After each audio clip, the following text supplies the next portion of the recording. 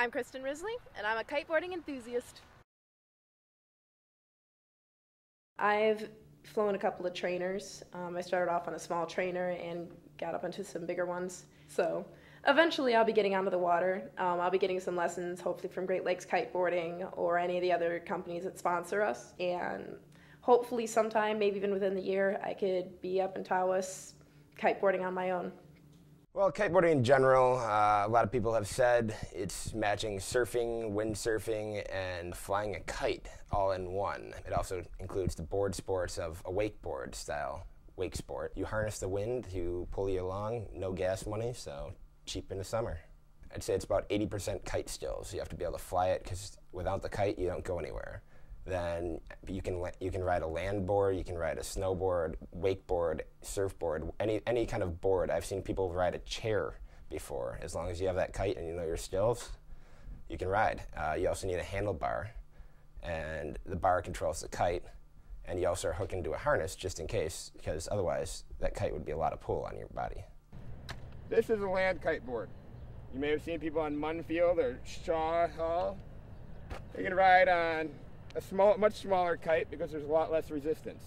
Kiteboarding around the world is really getting a lot bigger. You see a lot more of it in like South America, Central America. People are boarding more, and with like all the pro-am tournaments and everything, people are getting more into it. That was awesome. This is a trainer kite. You learn how to fly on these first because if you screw up, A, they don't get damaged as much because they don't have a front leading edge full of air that could get punctured. And B, they pull a lot less wind and you don't go flying as far. So much safer, much easier to learn on, and you have a lot more control on the land kite. Trainer kites are what we start off on land because the big kites are, 15, 20 meters. They're huge. And they also have inflatable edges, so if you crash that in the water, you're done. It's not good to start off on that because you could get injured or you could break some expensive equipment. So what we do is we start off on land with trainers. You can start off with a small one and then you get bigger and bigger. Trainers can range from anywhere between 3 meters to some of them are 6 or 8 and I think past that you usually start getting into the smaller actual kites. This is a 15-meter kite slingshot. This thing will pull me at about 20 knots. And you control it using a bar. As you push in, you turn left. Push the other way, you turn right. And this controls the kite. This controls all your movement. I'd recommend kiteboarding, especially if you wakeboard. It's something that you want to try. If I wouldn't have known people who kiteboarded, I don't think I would have gotten into it just because it wasn't as big. It's definitely getting more of like a mainstream thing that people can try and see if they like it. It's a lot more. You can't really explain it from sitting here. You just kind of have to go out there and do it and see it, or see it done with an actual trainer kite or a real kite. But I mean, you start with a small trainer kite, which can't really lift you or hurt you.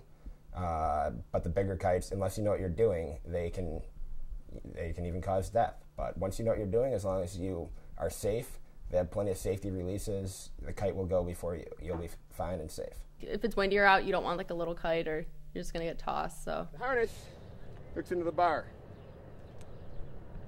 This little strap feeds back under. It keeps it from falling off. So this is a locked in position. But if you get into trouble and you're about to get out of hand, you have what we call the fuck it switch. You pull this, bar goes off, kite lands, crashes down. And this, you hook onto one of the strings so it keeps the kite attached and you don't lose your gear. Because it's expensive gear, you don't want to lose it.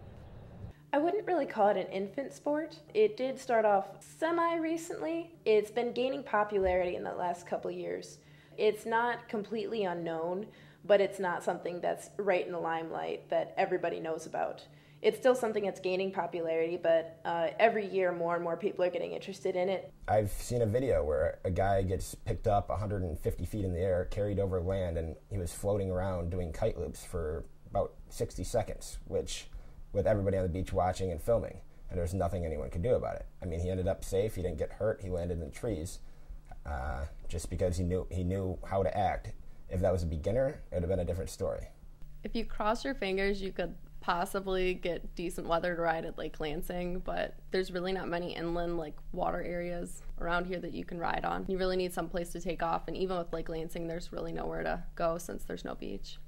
it's a full commitment. You have to spend a summer to learn how to do it and do it well, and from then on, you'll be able to ride for the rest of your life. You won't ever have to pay for gas. You'll never have to fill up that boat. So think about that when gas hits $10 a gallon. You can always rent gear. I recommend renting gear before you buy any, because if you don't like the sport, it's a big waste to go out and buy everything, and then you're never going to get the resale value you'd expect. Especially, like, don't buy a used kite unless you, I don't know, I wouldn't even buy it if I knew it, like, from someone, just because there's only, like, a useful life or something for so long. In one phrase to describe kiteboarding, I think I'd tell them better than sex.